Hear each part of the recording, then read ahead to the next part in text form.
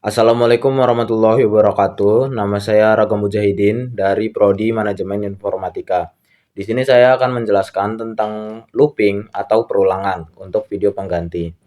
Jadi, apa sih itu perulangan atau looping? Perulangan atau loop adalah suatu konstruksi dalam program pemrograman yang memungkinkan eksekusi satu blok kode yang sama berulang kali berdasarkan kondisi tertentu. Dengan menggunakan perulangan, kita dapat mengulangi sejumlah instruksi hingga kondisi yang ditentukan terpenuhi atau hingga jumlah interaksi yang diinginkan tercapai.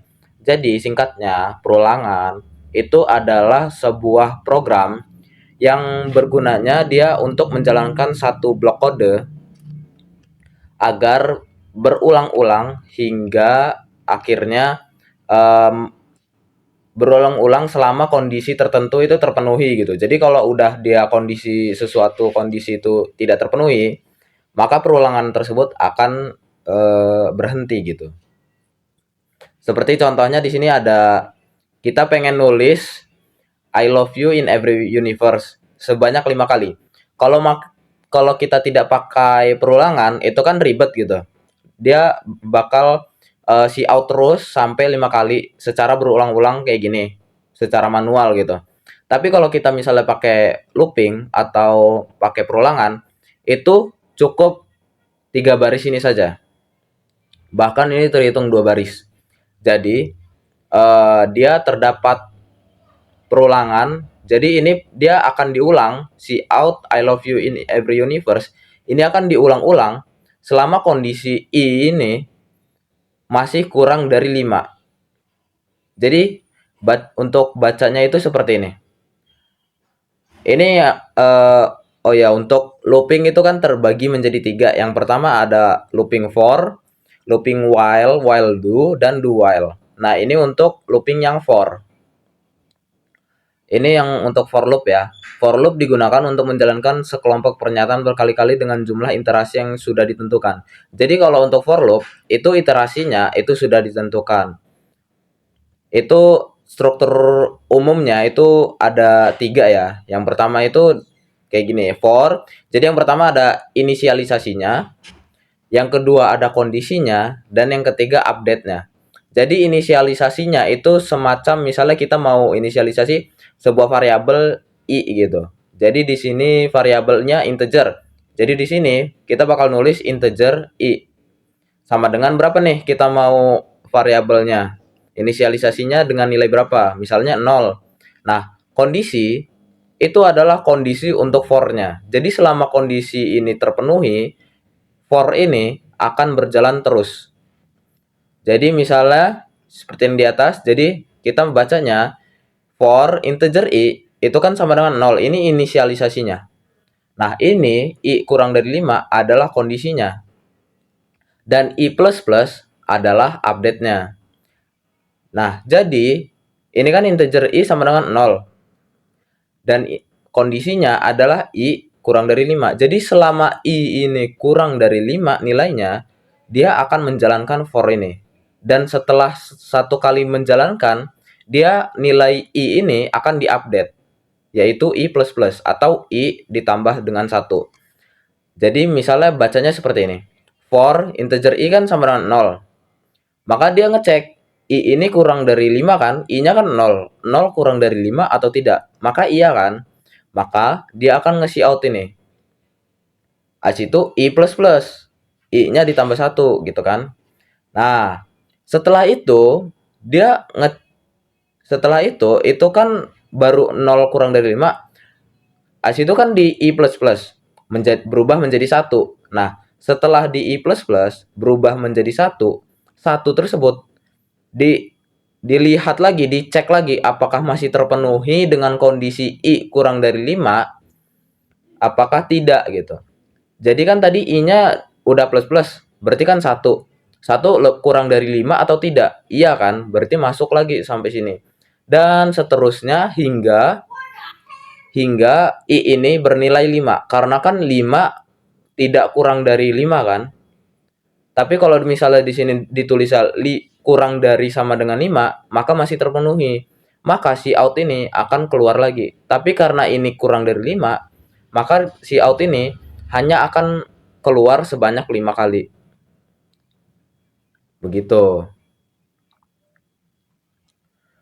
Nah, ini ya yang tadi saya jelasin, inisialisasi pernyataan ini dieksekusi sekali di awal loop gitu. Biasanya digunakan untuk menginisialisasi variabel loop. Kondisi sebelum setiap iterasi, kondisi dievaluasi. Jika kondisi bernilai true, blok kode di dalam loop dieksekusi. Jadi kalau selama kondisi itu terpenuhi, maka blok kode yang di dalam for ini akan dijalankan. Habis itu ada update. Setelah setiap iterasi, pernyataan ini dieksekusi. Ini biasanya digunakan untuk memperbarui variabel loop. Jadi setelah iterasi, pernyataannya itu update ini dieksekusi gitu. Langsung di i++ tadi itu. Nah, di sini ada contoh kedua ya. Untuk integer i, integer n sama dengan 15, k sama dengan 3 gitu. Nah, ini saya ada contohnya ya.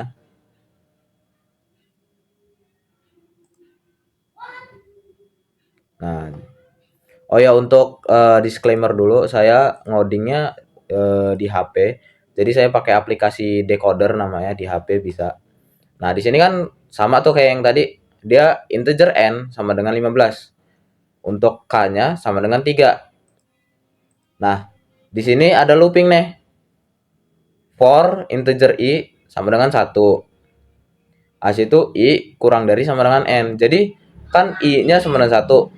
Nah, kondisinya itu I kurang dari sama dengan N. N-nya berapa tadi? N-nya kan 15 gitu. I-nya berapa? 1. 1 kurang dari sama dengan 15 tidak? Iya kan? Maka I++ as itu ini itu akan berjalan. Yang if else-nya akan berjalan.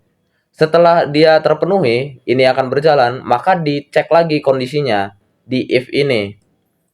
Jadi jika I modulus K, K-nya berapa tadi? 3 kan?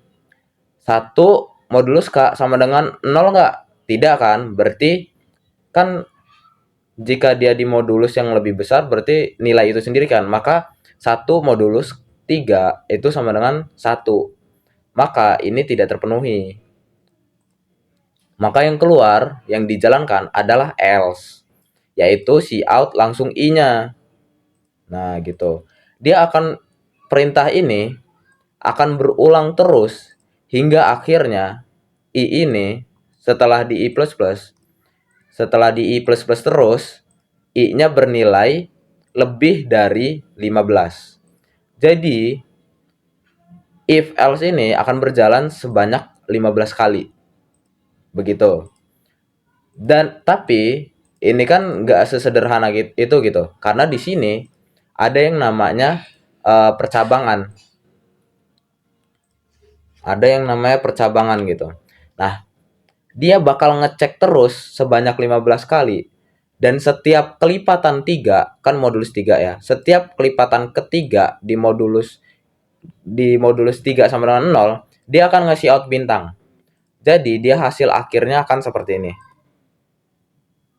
Nah, begini. 1, 2, 3. 3 modulus 3 sama dengan 0 kan? Maka yang keluar hanya bintang. Habis itu 4, 5, bintang lagi. 6, karena di sini kan harusnya 6. Karena 6 di modulus 3 itu sama dengan 0, maka yang keluar hanya bintang tersebut. Habis itu 7, 8, 9-nya bintang, 10, 11, 12-nya bintang, 13, 14, 15-nya bintang. Begitu. Jadi dia akan mengeluarkan bintang itu jika hanya terdapat kelipatan 3. Begitu. Kemudian lanjut.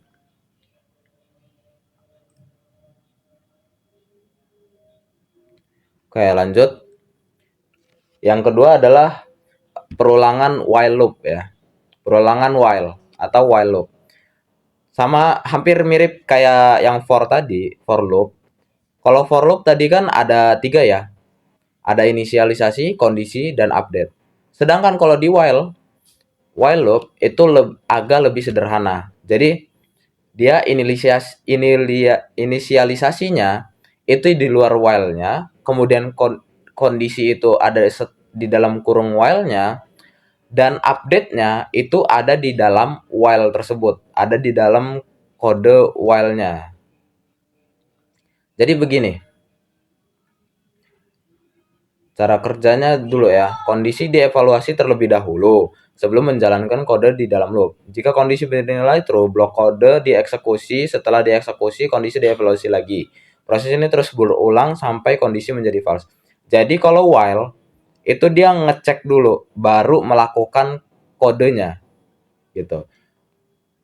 Di sini ada contoh penggunaannya. Di sini integer, angka, digit, hasil. Nah, untuk hasilnya itu sama dengan 0. Nah, kemudian disiin angka. Disiin angka. Sebentar, saya buka codingannya dulu ya. Karena saya udah ada ngodingnya, sudah saya coba. Ini kita ini dulu.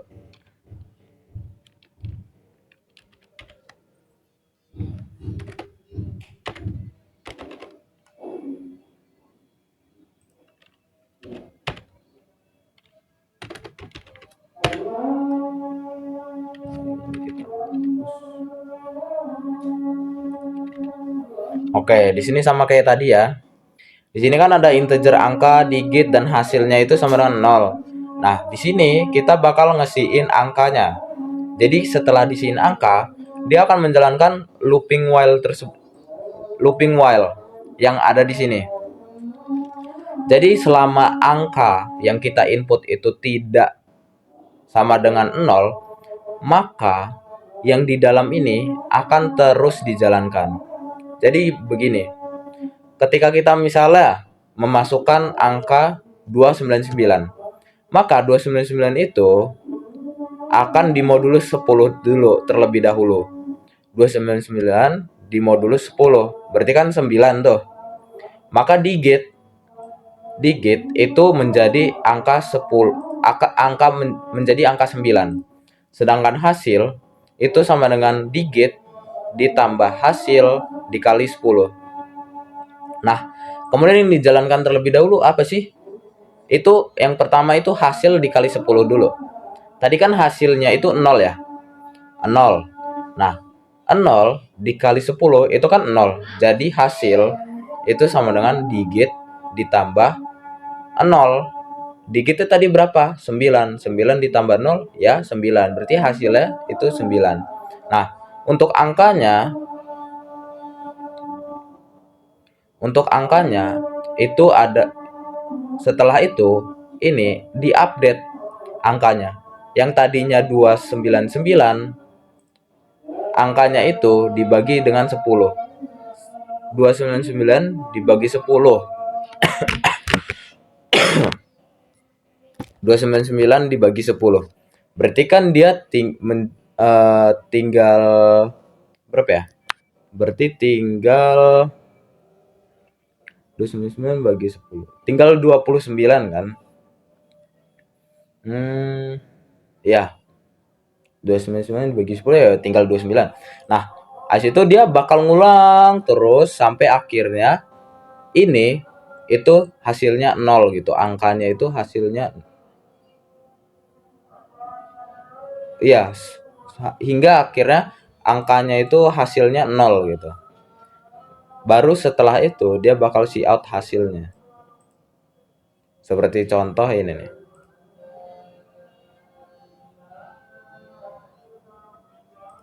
Misalnya kita masukin 299. Nah, dia yang keluar bakal 992. Jadi digitnya ini, jadi program ini adalah sebuah program untuk membalikan sebuah deret digit gitu. Jadi kalau kita misalnya masukin 299, dia bakal berubah jadi 992. Yang tadinya 9 di akhir, sekarang jadi 9 di awal. 9 yang tengah tetap tengah, dan 2 di awal jadi 2 di akhir gitu. Seperti contohnya lagi, misalnya kita masukkan yang banyak gitu ya. Misalnya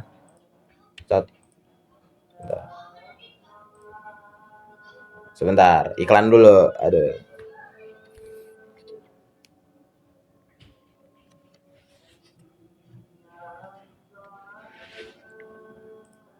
Oke, kita masukin misalnya 1, 2, 3, 4, 5, 6, 7, 8, 9. Hasilnya bakal gimana? Hasilnya itu bakal 987654321. Kita enter. Tuh, dia bakal jadi 987654321. Yang tadinya di akhir jadi awal. Ya, bakal terbalik lah. Begitu. Kemudian lanjut.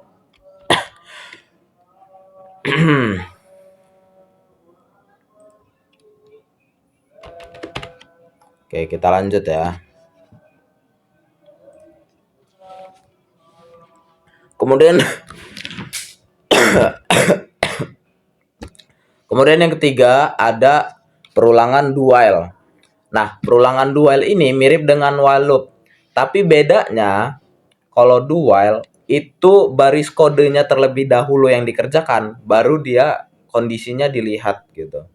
Kalau while tadi kan kondisinya dulu yang dilihat, kalau misalnya kondisinya terpenuhi, baru kodenya yang dijalankan. Nah, kalau do while itu dia menjalankan kodenya terlebih dahulu, baru dia ngecek kondisinya. Kondisinya ini terpenuhi atau tidak. Kalau terpenuhi, dia bakal ngejalanin do-nya lagi. Tapi kalau tidak terpenuhi, udah cukup sekali aja gitu do-nya yang dilakuin. Nah, di sini ada ini ya. Ada apa namanya? Contoh. Jadi misalnya kita integer angka nih. Integer angka. Kita punya integer angka di sini. Kita buatlah perulangan do-nya. Nah, di sini si out masukkan angka uang lebih besar dari 10. Nah, kita masukin angka tuh. Misalnya 9. Nah, kalau misalnya angkanya ini masih kurang dari 10, dia bakal terus ngesiin ini. Yang di dalam do-nya ini bakal terus berjalan. Jadi kalau misalnya kita nginputnya 9, 9, 9, 9 terus, hasil ini program yang di dalam do ini akan berjalan terus hingga akhirnya kita masukin nilai yang lebih dari 10 gitu.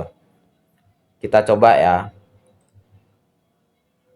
Kita coba. Sini saya udah ada contohnya ya. Nah, kita jalanin. Nah, sini kan masukkan angka lebih dari 10. Misal kita masukin 9. Nah, dia bakal begitu terus. Misalnya kita masukin lagi 9. Nah, dia bakal programnya itu nggak bakal berhenti kalau kita udah masukin angka yang lebih dari 10. Misalnya kita 11 nih. 11 kan lebih dari 10 ya. Kita enter, maka dia program akan berhenti. Dia bakal ngejalanin si out program berhenti. Karena apa? Karena while ini sudah tidak terpenuhi do, makanya do ini tidak akan dijalani lagi. Yang dijalani bakal yang di luar perulangannya, yaitu si out program berhenti. Seperti itu. Oke, lanjut. Ini yang terakhir sih sebenarnya. Kemudian ada nested loop atau perulangan bersarang. Nah, perulangan bersarang itu sama kayak misalnya if ini ya bersarang. Jadi if else bersarang itu kan if di dalam if. Nah, nested loop atau perulangan bersarang itu sama juga. Jadi di dalam looping, di dalam perulangan ada perulangan lagi gitu. Seperti misalnya yang di sini. Jadi ini di sini contohnya, ini kan kita punya integer n sama dengan 4. Nah, ada perulangan nih.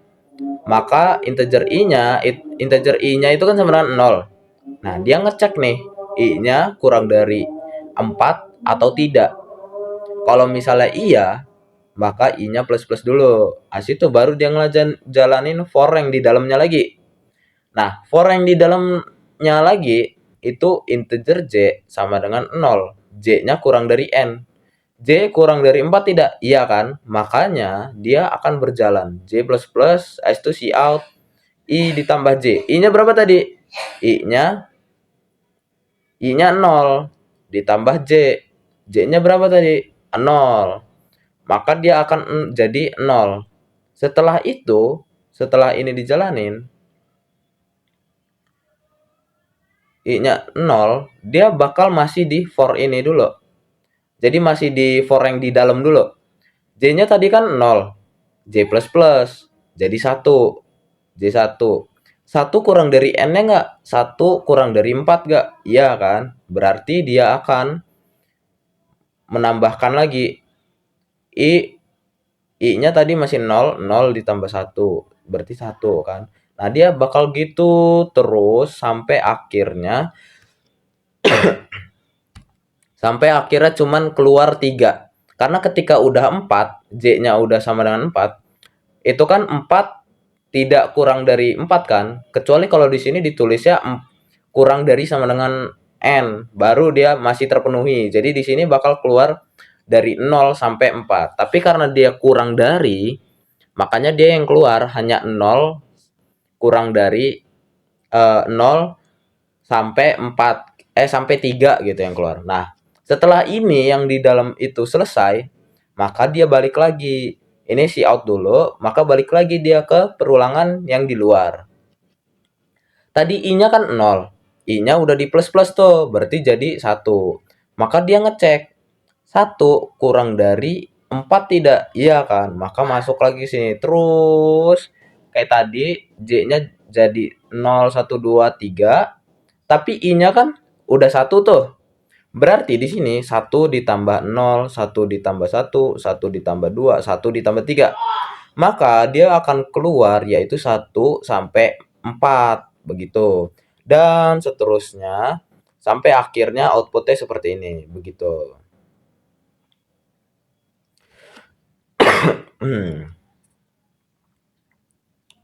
Nah, sebenarnya kapan sih kita ngegunain nested loop atau perulangan bersarang ini? Jadi biasanya perulangan bersarang itu digunain kalau misalnya kita ngolah data itu dalam struktur multidimensi seperti misalnya array. Array multidimensi itu biasanya kita ngolah datanya itu pakai looping ya. Habis itu ada pencarian. Digunakan untuk algoritma pencarian dalam data terstruktur. Jadi kalau misalnya kita punya data terstruktur, kayak misalnya array tadi, itu mencarinya itu secara algoritma itu menggunakan looping tadi ya. Tuh, seperti pencarian pasangan elemen dalam array 2 dimensi. Nah, jadi kalau misalnya kita punya array nih, kita mau nyari data yang ada di dalam array itu. Nah, kita ngegunain yang tadi perulangan bersarang tadi. Nah, kemudian ada gunanya untuk algoritma kompleks gitu. Algoritma yang membutuhkan pemeriksaan setiap pasangan elemen gitu. Ya kayak tadi kayak array tadi gitu. Kalau misalnya ada suatu algoritma lah selain array gitu. Yang kita butuh algoritma terus tersebut itu diperiksanya setiap pasangan elemennya gitu. Jadi kita bakal ngegunain perulangan bersarang biasanya. Karena kalau perulangan itu kan diulang-ulang terus secara bertahap. Jadi setiap pasangan elemennya itu bakal kena gitu. Jadi biasanya untuk pemeriksaan setiap pasangan elemen gitu. Jadi yang biasanya diperhatiin di dalam penggunaan nested loop atau perulangan bersarang itu kompleksitas waktunya. Nah, kenapa sih? Kenapa yang biasanya disorot itu kompleksitas waktu? Karena kalau perulangan bersarang itu biasanya dia nyebabin peningkatan kompleksitas waktunya lebih meningkat gitu. Dia lebih lama untuk meriksanya. Tapi dia kalau perulangan bersarang dia lebih apa ya? Lebih lebih simpel lah untuk ngodingnya. Jadi yang simpel itu kadang emang dia justru makan lebih banyak waktu untuk memeriksa gitu. Untuk di-compile itu lebih banyak biasanya.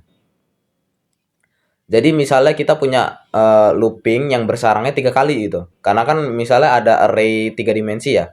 Nah, kita pakai looping bersarang yang 3 kali. Itu bakal punya kompleksitas waktunya itu yang lebih berat lagi gitu, yang lebih lama lagi dibandingin looping yang cuman bersarangnya 2 kali gitu. Nah, kemudian ada efisiensinya. Nah, penggunaan nested loop atau perulangan bersarang itu cuman digunain kalau misalnya benar-benar diperluin gitu. Kalau emang kita perlu banget kayak misalnya untuk ngolah data array atau bagaimana gitu. Kalau untuk bukan untuk yang lain, bukan untuk eh, kegunaannya ini yang misalnya ngolah data pencarian algoritma kompleks ini, kalau emang kita nggak perlu dari tiga ini, mending nggak usah dipakai karena kalau misalnya eh, perulangan bersarang itu kan apa ya, kompleksnya minta ampun gitu. Jadi alangkah baiknya menggunakan yang lain saja gitu, karena dia perulangan bersarang ini kompleks dan memakan banyak waktu gitu. Kemudian ada control flow dari atau aliran kontrol dari perulangan bersarang gitu. Nah, tadi kan kita ngelihat kayak ini, kayak perulangan bersarang ini, dia kayak apa ya? Kayak ribet gitu. Makanya kita perlu yang namanya control flow ini atau aliran kontrol. Kita harus ngerti dulu gitu. For ini bagaimana sih cara membacanya gitu. Flow controlnya bagaimana gitu. Dan apa sih biasanya di dalam looping itu bisa kita atur aliran kontrolnya, kayak misalnya kita mau ngarahin nih programnya mau dilanjut atau selesain, kapan kita bisa selesain program loopingnya, kapan kita harus melompatkan program loopingnya atau bagaimana. Dan itu biasanya pakai yang namanya break dan continue gitu. Jadi di sini ada contoh penggunaannya, break. Jadi tadi kita kan ini misalnya for integer i sama dengan 0, i kurang dari 10, i plus plus. Nah, kalau misalnya i-nya itu udah mencapai 5, ini kan i plus plus gitu. Kalau misalnya i-nya sudah mencapai 5, ini if i sama dengan 5, maka dia akan menjalankan break-nya.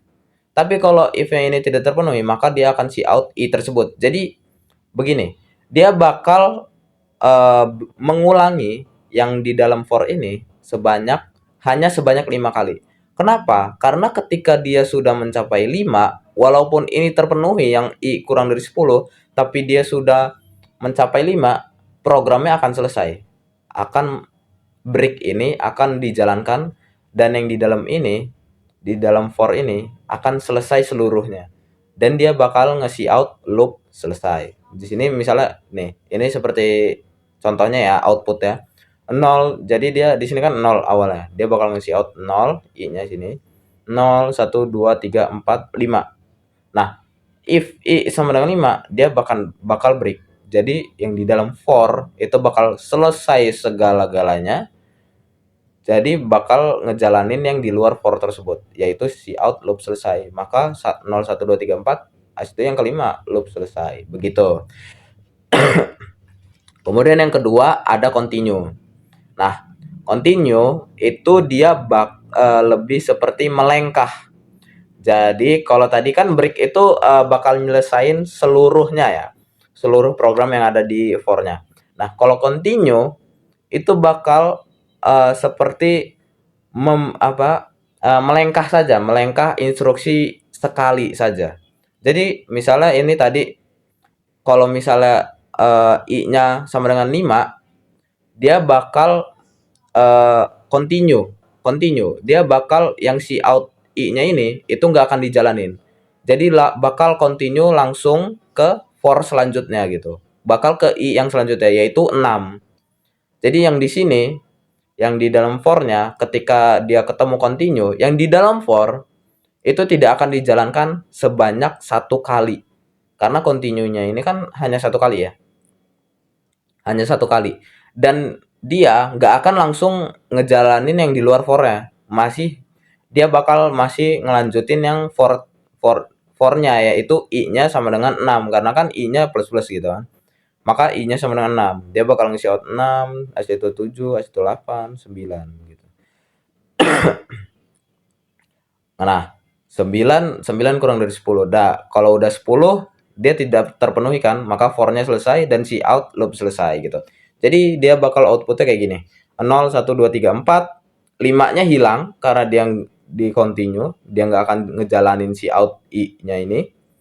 Maka dia akan langsung mengulang ngelanjut melanjutkan yang di for-nya I sama dengan 6. Jadi bakal 0, 1, 2, 3, 4, 5-nya lewat, habis itu 6, 7, 8, 9, habis itu loop selesai. Karena kondisi yang di dalam for-nya sudah tidak terpenuhi kalau 10. Jadi makanya dia langsung loop selesai gitu. Nah, di sini ada fiturnya untuk penggunaan perbandingan break dan continue di dalam fiturnya ya. Kalau secara fungsi, break itu menghentikan looping sepenuhnya dan keluar dari loop, seperti yang saya bilang tadi. Nah, kalau continue itu melewati interaksi yang saat ini saja, jadi sekali aja gitu, dan melanjutkan ke interaksi berikutnya gitu. Jadi dia nggak akan selesai sepenuhnya, tapi bakal melanjutkan ke iterasi berikutnya gitu. Nah, kemudian dari efeknya, kalau break itu mengakhiri looping, kalau continue hanya melewati eksekusi sisa kode dalam iterasi saat ini. Jadi cuman melewati iterasi yang saat ini gitu. Nah, kalau untuk penggunaan, break itu gunanya menghentikan loop saat kondisi tertentu terpenuhi. Jadi kalau misalnya kondisi tertentu itu terpenuhi, kayak misalnya if-nya ini terpenuhi, kalau untuk break itu bakal langsung menghentikan loopingnya. Nah, sedangkan kalau continue itu bakal melewati iterasi yang saat ini gitu atau tertentu saat kondisi tertentu terpenuhi gitu. Jadi kalau misalnya if-nya terpenuhi, dia bakal ngelengkah iterasi yang saat ini gitu, bakal ngelanjut ke for yang selanjutnya gitu, iterasi yang selanjutnya gitu. Baiklah, sampai sini saja video presentasi saya. Bila ada salah atau kata yang kurang enak, saya mohon maaf dan kepada Allah saya mohon ampun. Saya akhiri, wabillahi taufiq wal hidayah. Wassalamualaikum warahmatullahi wabarakatuh.